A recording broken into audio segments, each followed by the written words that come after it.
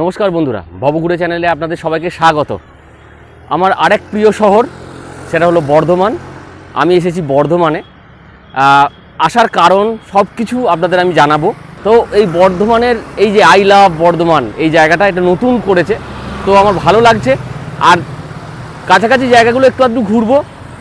বিষয়টা হচ্ছে আজকে বর্ধমানেই আমি আছি। সঙ্গে থাকুন, দেখতে থাকুন আজকের ব্লগটা। গল্পটা শুরু করা যাক বর্ধমান স্টেশন থেকেই।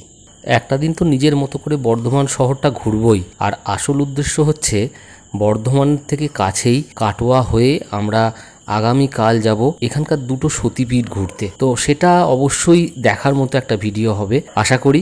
স্টেশনের পাশেই আছে গণেশ মিষ্টান্ন ভাণ্ডার। হ্যাঁ, খুব সুন্দর মিষ্টি। ক্ষীরের পান্তুয়া বলে একটা জিনিস আছে, সেটা আরও ভালো এদের। ওই বর্ধমান শহরের যে আইকন সেটা হলো এইটা, বিজয় তোরণ অর্থাৎ কার্জন গেট। এই কার্জন গেটের সামনে আমি কিছুক্ষণ দাঁড়ালাম ছবি তুলব বলে। আমরাও আসতাম যখন মামার বাড়ি যেতাম, এই তিনকুনিয়া বাস স্ট্যান্ড থেকে বাস ধরতাম বাঁকুড়ার উদ্দেশ্যে, নামতাম সোনামুখীতে। সেই কারণে এই শহর বর্ধমানটা কীরকম যেন একটা আপন শহর বলে মনে হয়। কিন্তু পল্লীর এই জায়গাটাতে মৃণালদারা থাকে, দেখাচ্ছি আপনাদের। এটা বর্ধমানের নতুন পল্লী এলাকা। এই এলাকাটা কার্জন গেট থেকে ওয়াকিং ডিস্টেন্স মাত্র 10 মিনিট। আর এই জায়গাটার এই লোকেশনটাতেই মৃণালদারা ঘর নিয়েছে। আজকে আমরা সেখানেই এসেছি।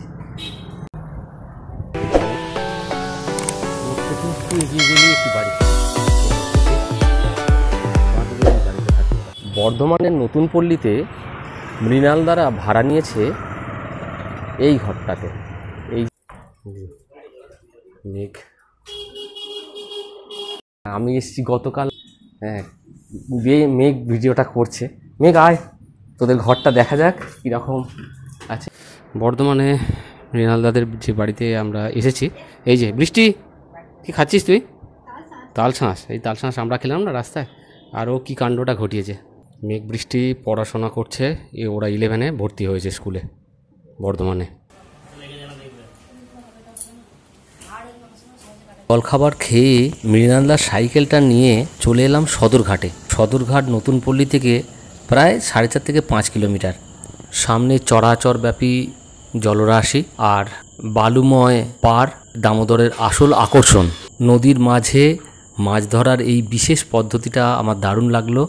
বেশ অনেকক্ষণ ধরে দেখছিলাম ওদের মাছ ধরার কাজটা, জেলে নৌকোগুলোকে আর দূরের জলরাশিকে।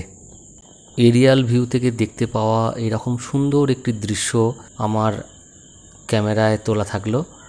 আর এই উন্মুক্ত প্রকৃতির সৌন্দর্য তুলে ধরার চেষ্টা করলাম আপনাদের উদ্দেশ্যে। আমাদের ভবঘুরে চ্যানেল আপনারা দেখছেন, ভালো লাগলে অবশ্যই লাইক, শেয়ার, কমেন্টস করবেন। চ্যানেলটাকে অবশ্যই সাবস্ক্রাইব করবেন। মেনুতে রাইস, চিলি চিকেন আর প্লেন চিকেন কষা। চাটনি আছে। আমরা আপাতত বর্ধমানে উত্তরণের গল্প, অর্থাৎ হায়ার এডুকেশনের গল্প। মেঘ বৃষ্টি মাধ্যমিক দিয়েছে, অ্যারালের গ্রাম থেকে চলে এসছে বর্ধমানে মৃণালদারা। দিদিরাও চলে এসেছে বর্ধমানে। একটা ছোট ঘর নিয়েছে নতুন পল্লীতে, 2টো ঘর, কিচেন, বাথরুম নিয়ে। মৃণালদা তো সামনেই কাছাকাছি এলাকায় একটা মেডিকেল শপে কাজ করে। তো তার সাথে আমাদের অনেক আলাপ হয়েছে। এই উত্তরণের গল্পটা আমি জানতে চাইব। দিদি, এখানে আসার উদ্দেশ্য একটাই, তোমার মেয়েদের হায়ার এডুকেশন। হ্যাঁ, মেঘ বৃষ্টির উপর অনেক আশা। ঠিক তো? ঠিক তাই। শুধু আমার না, ওর মাসি, মেসোমশাই সবারই আশা যে মেঘ বৃষ্টি প্রতিষ্ঠিত হোক। হ্যাঁ, অবশ্যই। ওর জেঠু দাদা বৌদি সবাই আশা করে। হ্যাঁ, ওরাও তো আসে এখানে, তাই না? দাদা বৌদি, জেঠুমা সবাই আসে। এই বাড়িটাতে কেমন লাগছে তোর? ভালোই লাগছে, পড়াশোনার জন্য তো থাকতেই হবে। হ্যাঁ, এখানকার টিচাররা তো খুব হেল্পফুল, খুবই ভীষণ হেল্পফুল। আপনাদের কাছেও এদের আশীর্বাদ প্রার্থনা করব হায়ার এডুকেশনের জন্যে। ওরা এই পরিবেশটাকে মানিয়ে নিয়েছে সুন্দর করে। ওদের বাড়ি, দেশের বাড়ি তো অনেক বড় বাড়ি, হ্যাঁ, অনেক লোকজন, অনেক কিছু ফেসিলিটি, সেই জায়গায় ওরা কম্প্রোমাইজ করে এরকম সুন্দর একটি পরিবেশ তৈরি করেছে। এটা খুব ভালো। দুপুরের আহারটা তার থেকে আরও ভালো, সেটার উপর ফোকাস করা খুব জরুরি। বৃষ্টি, তাই তো রে? হ্যাঁ, দুপুরে সুন্দর আয়োজন খাওয়ার।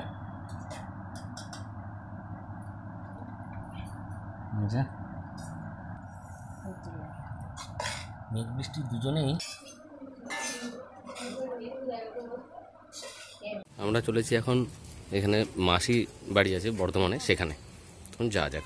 পরন্ত বিকেলে আমরা সবাই মিলে টোটো করে চলেছি রূপার মাসির বাড়ি, মেজ মাসির বাড়ি আলিশায়। আলিশা এখান থেকে লাগবে মোটামুটি টোটোতে মিনিট 20 মতো।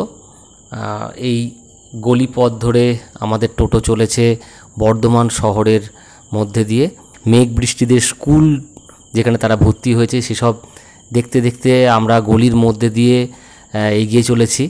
তারপরে ক্রমশ রাজপথ, বড় রাস্তায় এলাম। দূরে উঁচু উঁচু বিল্ডিংগুলো জানান দিচ্ছে যে বড় রাস্তার আমরা পৌঁছে গেছি। আলিশা আর কিছুক্ষণের মধ্যেই চলে আসবে।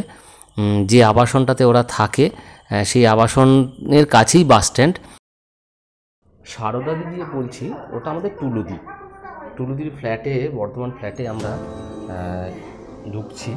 এই যে আমাদের এখানে দিদিও এসেছে, সবাই এসছে। কি গো? এই তো ফ্ল্যাটটাতে এসেছি আমরা সন্ধে নাগাদ। আর এই যে তিনজনে কি করছে দেখি একবার। মাসিমা ভালো আছেন তো? আচ্ছা, টুলুদির সঙ্গে কথা হলো, এবার দেখি এরা কি করছে। ও বাবা, হ্যাঁ, বাহ, দারুণ। আর দেখি যে এই যে ও তো ক্লান্ত হয়ে গেছে, রোববার দিন। বাপরে, বর্ধমান শহরে প্রচুর গরম এখন, বেশ ভালো হয়েছে। ঝাল হয়েছে? না না, ঝাল হয়নি, সেটা দেখলাম। মাসি কেমন লাগছে? মাসিমার এখানে কেমন লাগছে মাসি?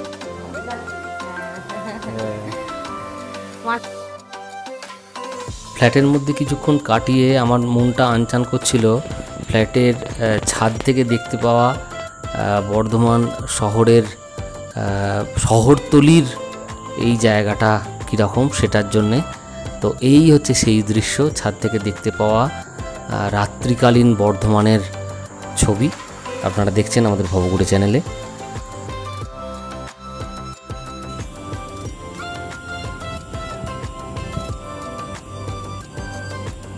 শহর বর্ধমানের রাতের চিত্র। আমরা বর্ধমানে আছি এখন।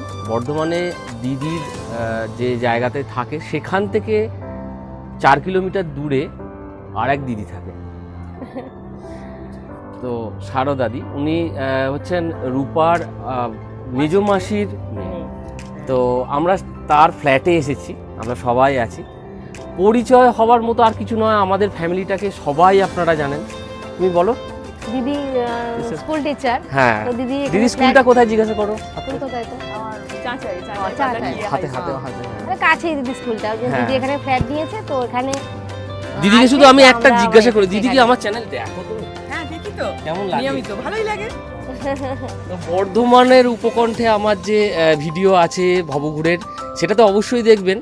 আর এটা আমাদের যে পারিবারিক ব্লগটার কথা বলি বারবার, যেটা আমরা বলি ফ্যামিলি গেট টুগেদার, সেটা আমি চেষ্টা করি যেখানেই যাই আমার আত্মীয় স্বজন যারা আছে তাদের সাথে আমার একটা মেলবন্ধন যেন থাকে।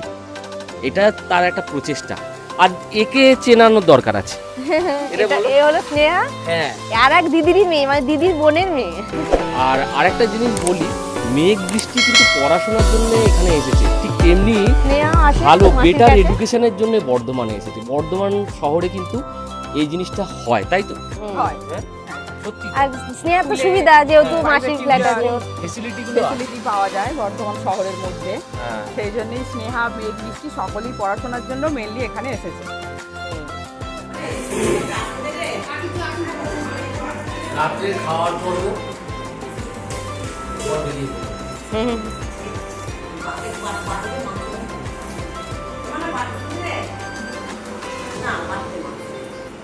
টোটো করে ফেরার পথে আশ্চর্য হয়ে গেলাম কার্জন গেটের রাত্রিকালীন রূপ দেখে। ভিডিওটা কেমন লাগলো অবশ্যই সেটা জানাবেন। আমরা চলেছি সতীপীঠ বর্ধমান থেকে। ভালো থাকবেন, সুস্থ থাকবেন, নমস্কার।